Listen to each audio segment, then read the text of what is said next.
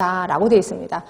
앞만 봐도 틀린 게 없는 것 같지? 그렇죠? 만약에 이게 거슬린다면 등교 중지라는 말은 어디에 있어요? 학교보건법에 있거든요. 학교보건법이고 감염병 예방 및 관리에 관한 법률에는 아니거든요. 그렇죠? 그럼 요게 문제인가? 라고 하는데 일단 옳은 것을 고르는 겁니다.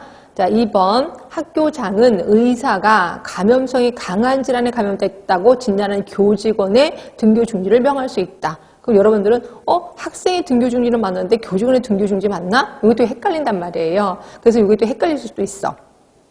근데 그거 맞아요? 의사가 감염성이 강한 질환에 감염됐어.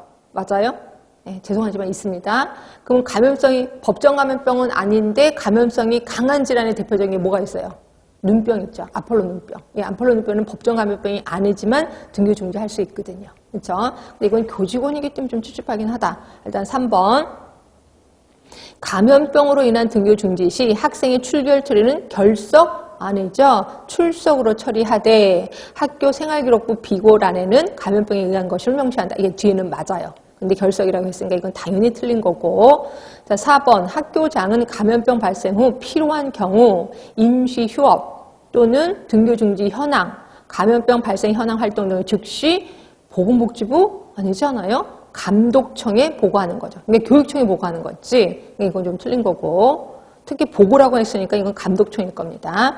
자, 5번 감염병이 발생하면 학교장은 반드시 학교의로 하려금 역학조사와 필요한 방역을 실시하도록 조치한다. 학교의? 이건 아니죠. 그럼 누가? 역학조사는 누가 하러 올까?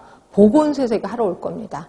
근데 원래 역학조사는 법에는 누가 하게끔 돼 있냐? 역학조사는 3명이 하는데 질병관리청장, 그다음에 시도지사, 시군구청장이 하거든요. 그럼 시군구청장 하면 보건소에서 대부분 나오는 거고. 그래서 요 3사람이 역학조사를 하는 거고 필요한 방역 조치를 실시하도록 한다. 그래서 이건 학교의가 마음에 안 들어요. 그래서 틀렸고. 그러면 일단 완벽하게 틀린 건 3번, 4번, 5번이에요. 3번, 4번, 5번. 근데 여러분 입장에서는 1, 2, 3, 4, 5번 다 틀렸어요. 이렇게 생각이 들 거예요. 그렇죠? 근데 이게 문장이 좀 잘못된 게 뭐냐면 1번을 보세요. 감염병 발생으로 정상 수업이 곤란해. 근데 학생 개인일 수도 있지만 집단일 수가 있잖아. 집단이야. 정상 수업이 곤란해. 그러면 등교 중지가 아니라 휴교 조치를 하는 거죠. 휴교 조치를. 예, 그래서 답이 1번이 틀린 거예요. 그러니까 한 명이라면 등교 중지가 맞는데 정상 수업이 곤란해. 그러면 그 수업을 아예 못하는 거니까 휴교 조치를 한다. 뭐 이렇게 표현하는 거고요. 그럼 2번은 교직원도 등교 중지 맞거든요. 그래서 답은 2번이 맞습니다. 그 원래는 어떻게 돼 있었었는데 요게 이제 우리 나눠드린 유의문을 보시면 책에 이렇게 그대로 써 있었습니다. 그러니까 책에 있는 걸 그대로 문제를 내신 거예요. 자, 거기 보시면 책에 감염병 발생으로 정상 수업이 곤란할 경우 학교장은 휴교 조치를 할 수 있다라고 책에 있었었거든요. 요걸 그대로 문제 내신 거고요.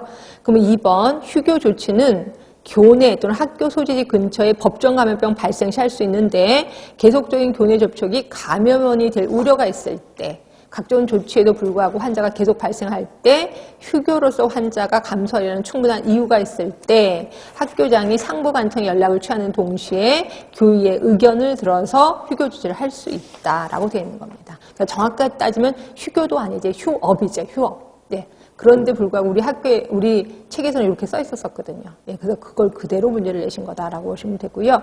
결국 1번도 틀렸구나. 2번은 교직원이든 학생이든 감염성이 강한 질환에 걸렸다면 등교 중지 명할 수 있습니다. 결국 답은 2번이